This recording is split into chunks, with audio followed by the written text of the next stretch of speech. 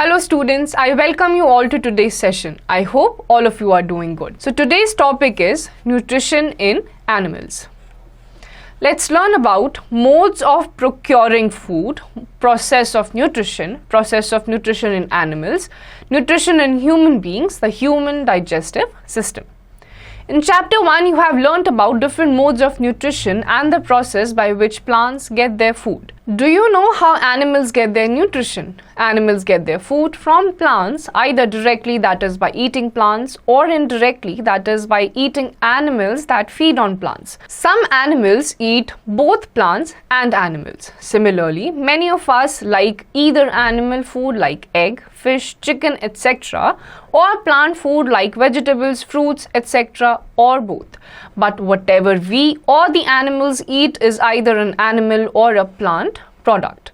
We get milk from cows and goats, eggs from hens and ducks, our jam and jelly are made from the fruits, bread is made from wheat flour that is extracted from wheat plant. Vegetables that we eat are also obtained from plants. But what happens to the food you eat? How does it give you the energy for your daily activities? In this chapter, you will find answers to these questions. तो इस chapter में basically आपको ये पता चलेगा कि animals में, human beings में जो न्यूट्रिशंस आते हैं वो कहाँ से आते हैं. या तो आपकी डाइट प्लांट बेस्ड होती है या फिर आपकी एनिमल बेस्ड होती है या फिर दोनों होती है. वो डिपेंड करता है कि आपको किस तरीके का खाना पसंद होता है. लेकिन आप ये ऑब्जर्व करेंगे कि या तो आपका खाना प्लांट से आ रहा है या फिर एनिमल्स के थ्रू आ रहा है. आइए देखते हैं कि आपको न्यूट्रिशन कैसे मिलता है और वो खाना आपको हेल्प कैसे करता है डे टू डे एक्टिविटीज में. Modes of procuring food. Different organisms use different methods to procure food. Each animal has some special structures on their body to produce food. Animals such as cow, horse, etc. pick up food directly into their mouth. Human beings use their hands to put food into their mouth. Amoeba uses its feet called pseudopodia to engulf the food particles. A paramecium has brush-like body structures called cilia. It sweeps food particles from water with the help of these structures. Frog uses its tongue to catch its prey. Butterfly uses its feeding tube to suck the nectar. Hydra use tentacles with sting cells to kill the prey and put it into their body cavities. A spider weaves web around it to catch its prey. तो अलग अलग human beings का खाना खाने का तरीका अलग होता है. जो एनिमल्स होते हैं, काउस होते हैं, गोट्स होते हैं, वो अपने माउथ का यूज़ करते हैं डायरेक्टली खाना लेने के लिए. ह्यूमन बीइंग्स अपने हाथ का यूज़ करते हैं मुंह तक खाना ले जाने के लिए. अमीबा जो होती है उनकी स्किन पे अलग अलग टाइप के पोर्स होते हैं जो खाना लेते हैं. बटरफ्लाइज के पास अपना अलग सक्शन ट्यूब होता है. फ्रॉग अपने टंग से खाना लेता है. तो इसी तरीके से अलग अलग ऑर्गेनिज्म का तरीका खाना खाने का या खाना लेने का अलग होता है. Process of nutrition. Various aspects of obtaining food and its utilization in the body for growth and development is known as nutrition. अलग अलग टाइप का खाना obtain करना, उसके बाद उसी से एनर्जी लेना, इस पूरे प्रोसेस को कहा जाता है nutrition. The various steps involved in the process of nutrition are ingestion. The acts of getting and eating food collectively are called ingestion. In human beings, ingestion takes place through the mouth. Digestion. The breakdown of food into simpler and soluble molecules inside the body is called digestion. The process of digestion begins in the mouth and is completed in the stomach. सबसे पहले आपका ingestion आता है जिसमें आप खाना लेते हैं, अपने मुंह में डालते हैं और उसे खाकर पेट तक पहुंचाते हैं. सेकेंड नंबर पे आपका digestion आता है जिसमें आपके स्टमक के अंदर अलग अलग जूसेस प्रेजेंट होते हैं, वो आपके खाने को डाइजेस्ट करते हैं. Absorption. The process by which soluble molecules present in the digested food passes into the body fluids like blood is called absorption. In human beings, absorption takes place in the small intestine. उसके बाद आपका जितना भी खाना आप digest कर लेते हैं, नेक्स्ट प्रोसेस होता है absorption का. आपके जितने भी मॉलिक्यूल्स जो soluble molecules में कन्वर्ट हो चुके होते हैं वो आपके अलग अलग बॉडी पार्ट्स में जाते हैं, जैसे कि आपका ब्लड. और ये जो प्रोसेस है ये आपके स्मॉल इंटेस्टाइन में टेक प्लेस करता है. Assimilation. The process in which the absorbed food is used for producing energy and growth is called assimilation. उसके बाद आपको जितना भी absorbed या digested food होता है उसको एनर्जी प्रोवाइड करने के लिए जब यूज करा जाता है उस प्रोसेस को कहते हैं assimilation. Egestion, the process by which the undigested food materials are thrown out of the body, is called egestion. उसके बाद ये सारे प्रोसेस के बाद आपका जो अनडाइजेस्टेड फूड होता है, वेस्ट प्रोडक्ट होता है बॉडी का, वो जब बाहर निकल जाता है, इस प्रोसेस को कहा जाता है ingestion. Holozoic nutrition: ingestion, digestion, absorption, assimilation, egestion. The 5 stages of Holozoic nutrition. तो ये जो आपको 5 अभी डिटेल में बताया गया, जिसमें आपका आता है ingestion, digestion, absorption, assimilation and egestion, ये पांचों आपके Holozoic nutrition के 5 steps हैं. Do you know, sweeping the food particles by cilia bent along water current into a mouth-like structure. तो ऐसे कुछ structures होते हैं cilia के साथ, जैसे ही water current आता है ये एक bent like structure बना देता है, जिसकी वजह से food बड़ी ही आसानी से sweep down हो जाता है. Process of nutrition in animals. Different animals have different body structures. The process of nutrition in different animals is different. In this section, we describe the process of nutrition in some unicellular and multicellular animals. तो आपके animals में भी variety होती है, कुछ unicellular होते हैं, एक सेल वाले, कुछ multicellular होते हैं जिसमें बहुत सारे cells होते हैं. तो इन सब का body structure अलग है, इसीलिए इनके खाने की needs, खाने का तरीका भी अलग होता है. Nutrition in amoeba. Amoeba engulfs tiny particles of food with the help of its false feet, pseudopodia. The pseudopodia close to form a small cavity called food vacuole. The food vacuole moves around in the cytoplasm. Here, the digestive enzymes help in the breakdown of food into simpler and soluble molecules. The digested food is then absorbed and assimilated and the amoeba grows in size. Amoeba जो होता है, जो भी nutrients या फिर कोई भी खाना इंसेक्ट इसके ऊपर आता है, ये अपने फॉल्स फीट, जिसका नाम है स्यूडोपोडिया, जो इस साइटोप्लास्ट में प्रेजेंट होता है, जैसे ही वो आता है ये उसको एनगल्फ कर लेता है, यानी कि ट्रैप कर लेता है. उसी से ये अपने न्यूट्रिशंस लेता है और धीरे धीरे अपने साइज में ग्रो करता रहता है. Fact file. In more complex multicellular animals such as fish, frog and human, all the steps in the process of nutrition are performed by specific organs and organ system. जो अलग अलग multi cellular organisms होते हैं, जैसे कि fish हो गया, human beings हो गए, अलग एनिमल्स हो गए, इनके बॉडी में खाने को लेने का, डाइजेस्ट करने का, एक्सक्रीट करने के लिए, हर चीज़ के लिए अलग अलग ऑर्गन्स होते हैं जो कंप्लीटली एक साथ बनाते हैं organ system. Nutrition in human beings. Different organisms use different methods to procure food. Each animal has some special structures on their body to procure food. Human beings use their hands to put food into their mouth. अलग अलग organisms का खाना लेने का, खाना खाने का तरीका अलग अलग होता है.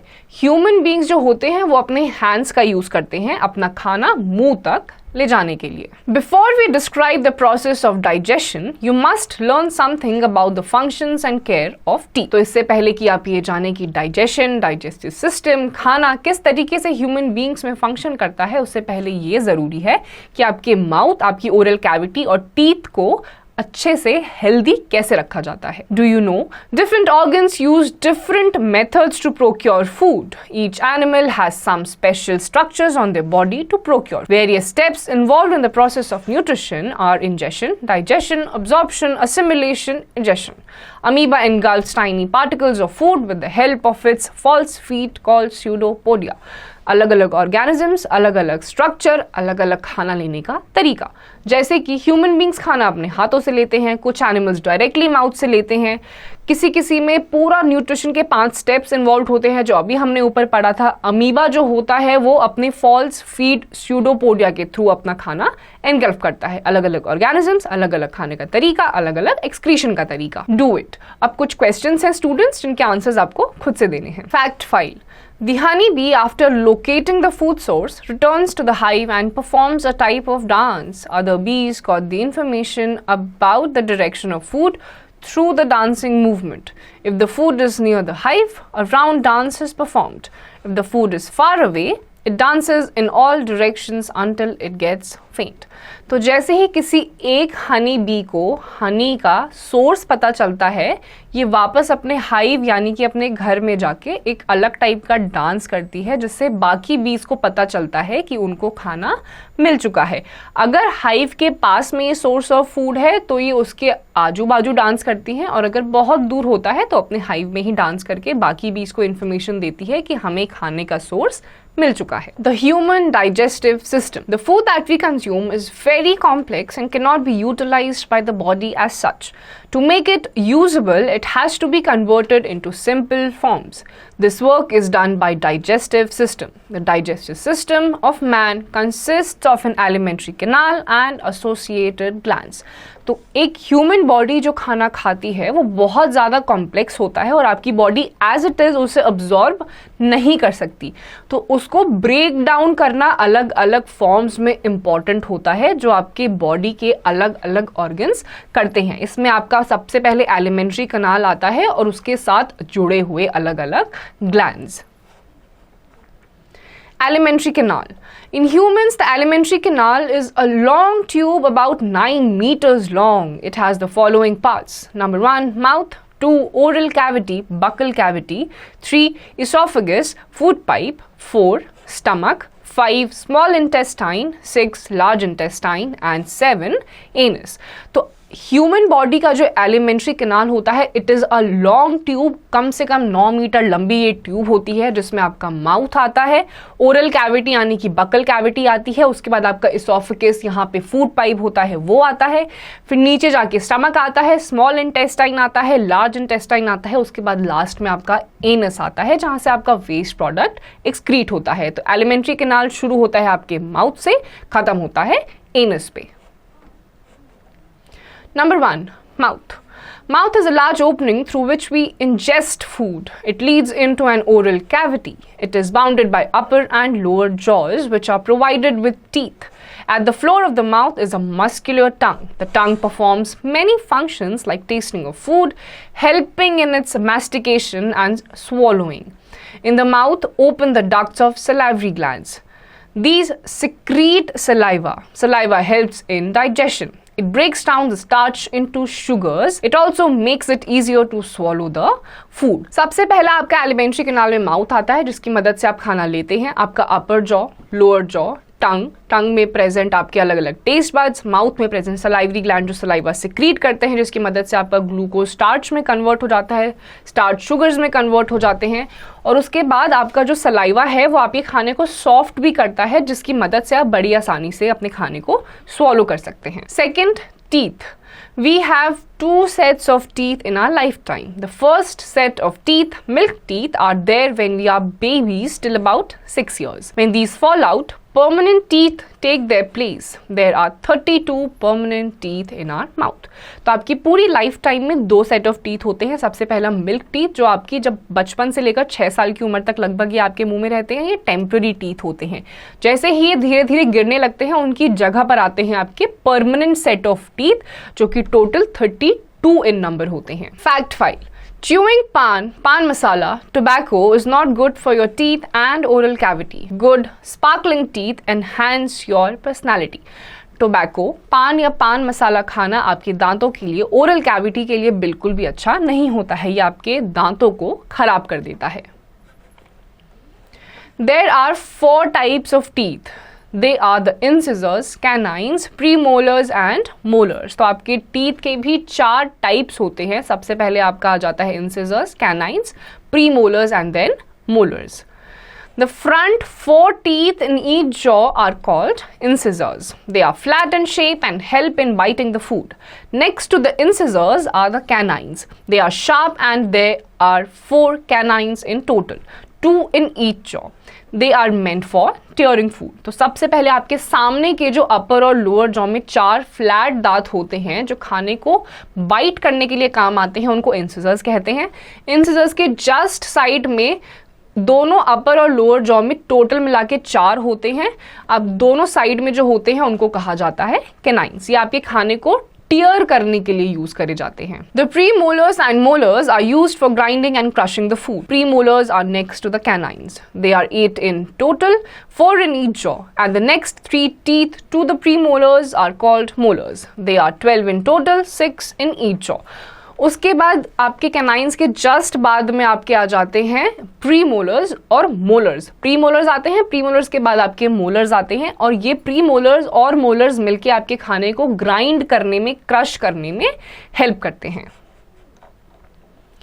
Do you know some part of the gums between the incisors and premolars in each of the jaws remain toothless? This part is called diastema.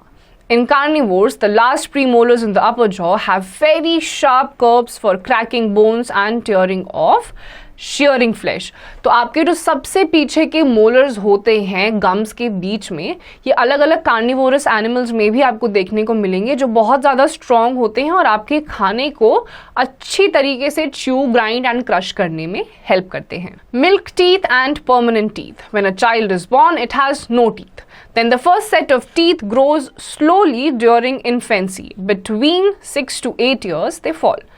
These teeth are termed as milk teeth. Again, teeth start appearing in place of the fallen teeth. These new teeth are called permanent teeth. As the term suggests, these teeth remain with us throughout life or fall during old age.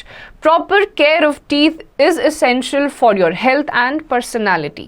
The main function of teeth is to chew the food.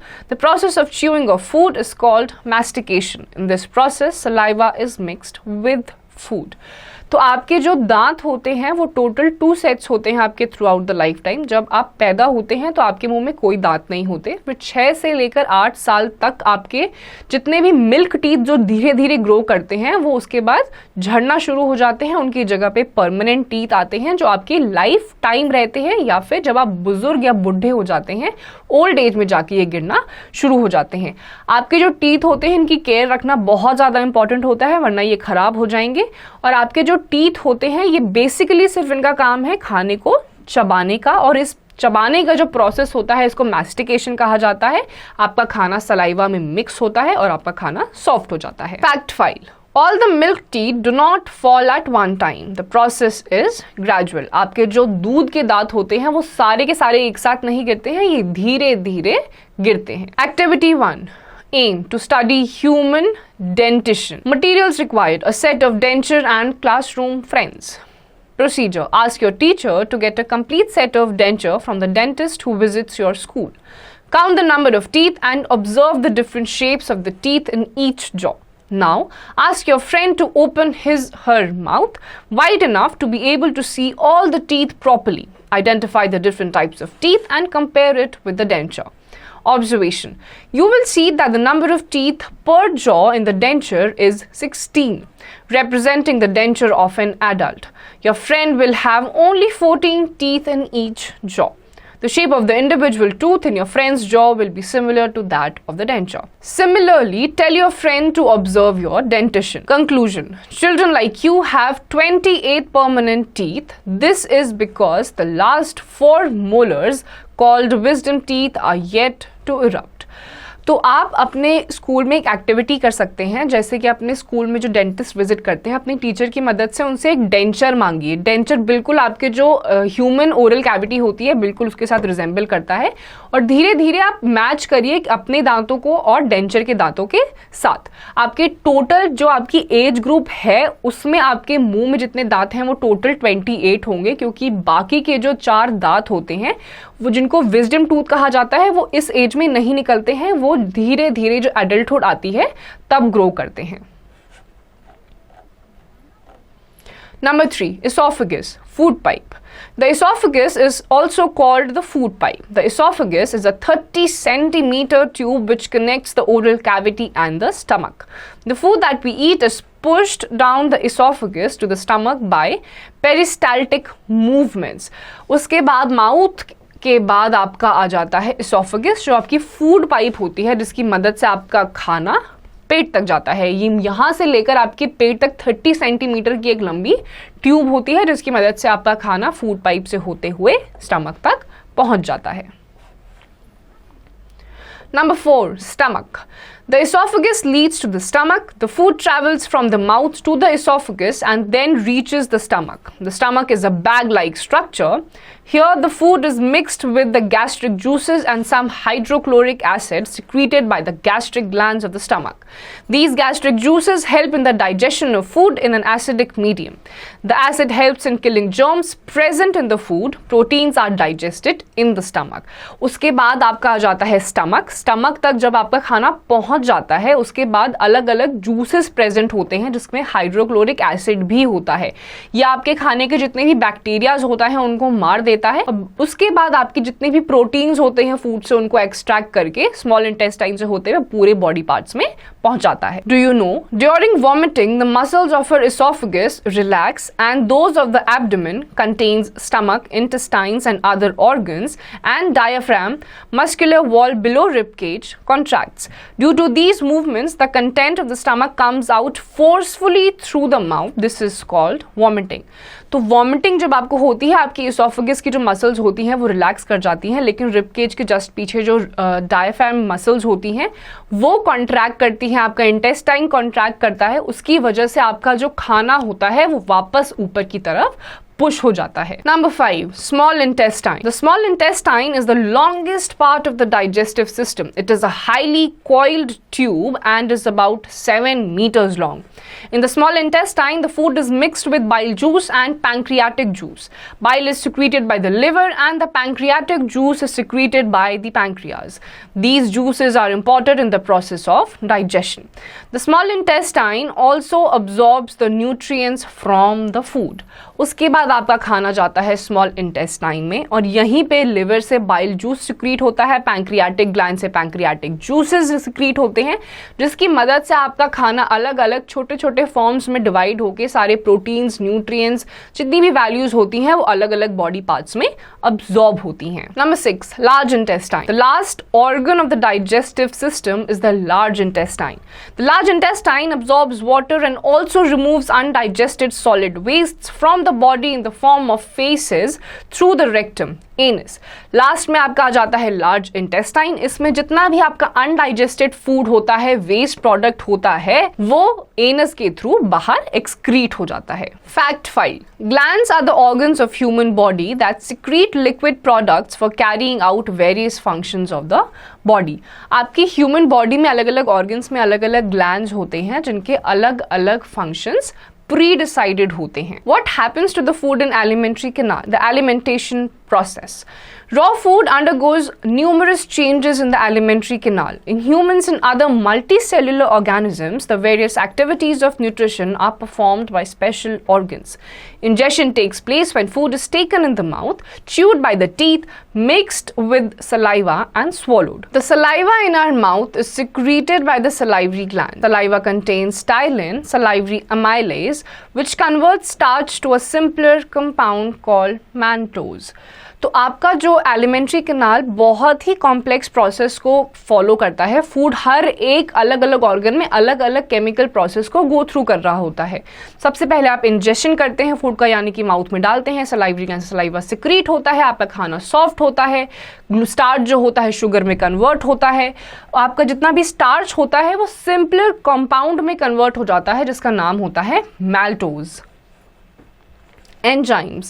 They are biological catalysts which brings changes in food by breaking down food into simpler molecules. The saliva also lubricates the food, making it easier to swallow. The tongue helps in swallowing the food. Now the food enters the esophagus and moves towards the stomach by periodic relaxation and contraction of the muscles of the esophagus. तो enzymes जो होते हैं आपकी body में ये catalyst की तरह काम करते हैं आपके खाने को. जब आपका खाना माउथ में होता है, एसोफेगस में होता है, तो एंजाइम्स की मदद से ही आपका खाना सिंपलर कंपाउंड में ब्रेक डाउन करता है. The movement is called peristalsis, जो आपके कॉन्ट्रैक्शन और रिलैक्सेशन की मदद से इसोफेगस से खाना नीचे तक जाता है, स्टमक तक. इस मूवमेंट का नाम है peristalsis. Gastric juice contains an enzyme pepsin which converts complex proteins of the food into simpler proteins in an acidic medium. In the stomach, food is thoroughly mixed with the gastric juices secreted by the gastric glands. The food remains in the stomach for 1 to 4 hours. It then goes to the small intestine. It first passes through the duodenum, the upper part of the small intestine, where the food is mixed with the bile juice secreted by the liver and the pancreatic juice secreted by the pancreas. Next, the food passes to the ileum, the lower part of the small intestine. The inner surface of the small intestine contains tiny projections called villi. This is the main region where the absorption of digested food takes place. उसके बाद जो आपकी gastric juices में pepsin content रहता है, ये आपके food compounds को और भी ज़्यादा सिंपलर कंपाउंड्स में कन्वर्ट कर देता है. उसके बाद आपके स्टमक में गैस्ट्रिक जूसेस होते हैं, हाइड्रोक्लोरिक एसिड होता है, उसके बाद स्मॉल इंटेस्टाइन में जाके लिवर से बाइल जूस सिक्रीट होता है, पैंक्रियास से पैंक्रियाटिक जूस सिक्रीट होता है, जो आपके खाने को और भी ज़्यादा सिंपलर कंपाउंड्स में एक केमिकल प्रोसेस के थ्रू कन्वर्ट कर देता है. उसके बाद एंड में आपके स्मॉल इंटेस्टाइन के एंड में एक विलाई लाइक प्रोजेक्शंस होते हैं, और यही मेन वो जगह होती है जहां से सारा का सारा न्यूट्रिएंट्स, प्रोटीन्स, मिनरल्स, विटामिन्स, जितने भी न्यूट्रिएंट्स होते हैं वो आपकी बॉडी में अब्सॉर्ब होते हैं. Do you know the entrance of the esophagus and windpipe is guarded by a flap-like structure, the epiglottis. This acts like a policeman helping in controlling and directing food and air along proper channels. In swallowing, it closes the passage of windpipe, this preventing food from entering the lungs. तो आपके oesophagus में एक flap like structure होता है जिसका नाम होता है एपिग्लॉटिस, और ये एक पुलिस मैन की तरह काम करता है. जैसे ही आपका खाना नीचे की तरफ जा रहा होता है, फ्लैप लाइक स्ट्रक्चर बंद हो जाता है ताकि एसोफेगस से आपका जो खाना है वो लंग्स में ना जाए. Absorption of food in small intestine. The digested food is now ready to be absorbed by the walls of the intestine by blood vessels. The inner walls of the intestine have numerous finger-like projections called villi, singular villus. These villi increase the surface area of the intestine. The villi are richly supplied with blood capillaries. The villi absorb the digested food in liquid form and then pass it to the blood capillaries. The capillaries join together to form blood vessels which take the food along with the blood to the different parts of the body. In the body organs, the simple food gets converted into complex substances such as protein, which are required by the body for growth. The process is termed as assimilation. तो आपका जो digested food होता है ये आपके small intestine में, small intestine की जो वॉल बाउंड्रीज होती है उसमें फिंगर लाइक प्रोजेक्शंस होते हैं जिनका नाम विलाई होता है. ये वहाँ का सरफेस एरिया बढ़ा देते हैं जैसे ही खाना आपके स्मॉल इंटेस्टाइन में आता है. यही विलाई लिक्विड की फॉर्म में आपके खाने से प्रोटीन्स लेते हैं. ये बहुत सारी ब्लड कैपिलरीज के साथ कनेक्टेड होते हैं. जैसे ही ये सारा का सारा न्यूट्रिएंट लिक्विड फॉर्म में अब्जॉर्ब कर लेते हैं विलाई, ये वैसे ही सारी की सारी ब्लड कैपिलरीज से होते हुए सारे बॉडी पार्ट्स में आपके प्रोटीन्स को अब्जॉर्ब कर लेते हैं. और ये जो पूरा प्रोसेस होता है अब्जॉर्प्शन का, इसे कहते हैं assimilation. Large intestine. The large intestine is wider but shorter than the small intestine. Its length is about 1.5 meters. The main function of the large intestine is to absorb water and some salts from the undigested food. Large intestine joins with the rectum. Here the facial matter in semi-solid form is received from the large intestine. The facial matter is thrown out of the body from time to time. This type of digestion is called extracellular digestion as it takes place outside the cells in the alimentary canal of the animal. Recollect what type of digestion was found in unicellular organisms. तो आपका ये जितना भी खाना होता है small intestine के बाद प्रोटीन्स अब्जॉर्ब हो जाते हैं, असिमिलेट हो जाते हैं, फिर आपका खाना आता है लार्ज इंटेस्टाइन में. ये वाइड ट्यूब होती है लेकिन 1.5 मीटर की होती है, स्मॉल इंटेस्टाइन से छोटी होती है. यहाँ पे आपका सारा वाटर सॉल्ट अब्जॉर्ब होता है. फेसियल मैटर में सेमी सॉलिड फॉर्म में, जिसको फेसेस कहा जाता है, उसमें आपका सारा वेस्ट प्रोडक्ट इकट्ठा हो जाता है. ये एनस या रेक्टम के साथ कनेक्टेड होता है जिसमें कि आपका जितना भी वेस्ट प्रोडक्ट होता है वो एक्सक्रीट हो जाता है. Do you know? Liver is the largest gland of our body. It weighs about 1.6 kilogram. The wall of the stomach contains about 40 million gastric glands which secrete gastric juices. तो आपकी body में जो सबसे ज़्यादा heavy या बड़ा gland है वो है लिवर, और लिवर से आपका जो बाइल जूस सिक्रीट होता है वही आपके फूड के डाइजेशन में हेल्प करता है। ये 1.6 किलोग्राम वे करता है। आपकी जो स्टमक की वॉल्स होती हैं उसमें कम से कम 40 मिलियन गैस्ट्रिक ग्लैंड्स हैं जो गैस्ट्रिक जूस को सिक्रीट करते हैं। Do it. अब कुछ क्वेश्चंस हैं जिनके आंसर्स आपको खुद से देने हैं। Grass eating animals, the ruminants. Human beings cannot digest cellulose, but grass-eating animals, cattle, deer, etc., can digest cellulose. They have special stomachs. Their stomach is divided into 4 compartments. Number 1, rumen. Number 2, reticulum. Number 3, omasum. Number 4, abomasum. तो आपके जो human beings होते हैं वो cellulose को digest नहीं कर सकते हैं, लेकिन कुछ कैटल्स होते हैं जैसे काउस हो गए, बफेलोज हो गए, ग्रास ईटिंग एनिमल्स बेसिकली, इनका जो स्टमक होता है वो 4 अलग टाइप के कंपोनेंट से मिलकर बना होता है जो सेल्यूलोज को डाइजेस्ट कर सकता है। These animals mainly chew grass. The half-chewed grass travels from the mouth to the first chamber of the stomach, the rumen. In this first chamber, bacteria and other microorganisms act upon the food. This half-digested grass is sent to the second compartment, the reticulum, and from here it is sent back to the mouth to be chewed again. This is the reason why a cow always seems to chew something throughout the day. The process is called rumination, and these animals are called ruminants or cud-chewing animals. तो for example यहाँ पे हमने लिया है गाय का example. ये जो ऐसे एनिमल्स होते हैं जो सेल्यूलोज को डाइजेस्ट कर सकते हैं, ग्रास ईटिंग एनिमल्स होते हैं, ये पहले खाना लेते हैं, सबसे पहले र्यूमन में जाता है। र्यूमन के बाद आपका ये जो खाना होता है, अनच्यूड खाना होता है, ये रेटिकुलम में जाता है। वहाँ पे ये अलग अलग जूसेस के साथ सॉफ्टन होके सब कुछ कॉम्प्लेक्स को सिंपलर फॉर्म में डाल के वापस ये माउथ में आता है जिसे ये चबाते हैं। इस पूरे प्रोसेस को रेम्यूनेशन कहा जाता है और ऐसे जानवरों को रेम्यूनेंस। Now this chewed food is again swallowed. This time the food crosses the first 2 chambers and enters the third chamber, the omasum. Here it is further broken down. Finally, the food enters the 4th chamber, the abomasum, where enzymes acts upon it and the food is digested. इसके बाद जो chewed खाना होता है फिर से swallow किया जाता है। फर्स्ट 2 चेम्बर्स को हटाकर अभी तीसरे चेम्बर में जाता है जिसका नाम है ओमासम।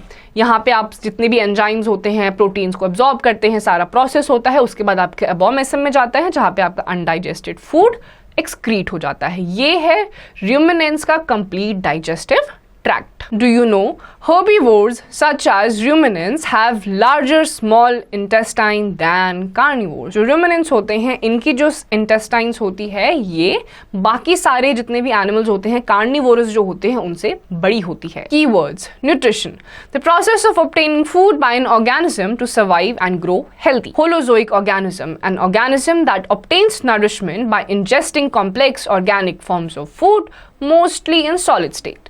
Parasite, an organism that lives in association of another organism called host, drawing its nourishment and causing harm to it. Endoparasite, parasites that live inside the body of host. Ectoparasite, parasites that live on the body surface of the host. Ingestion, intake of food into the mouth.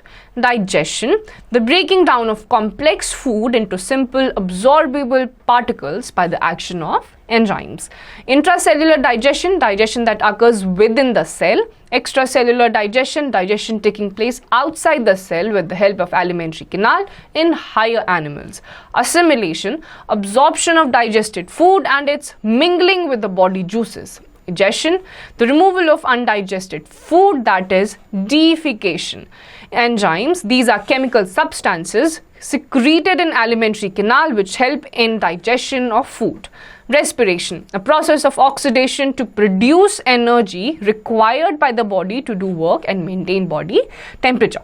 तो ये सारे ऐसे keywords थे जो हमने chapter में देखे, जैसे आपका इंजेशन हो गया, एसिमिलेशन हो गया, अब्जॉर्प्शन हो गया, डाइजेशन हो गया, एक्सक्रीशन हो गया।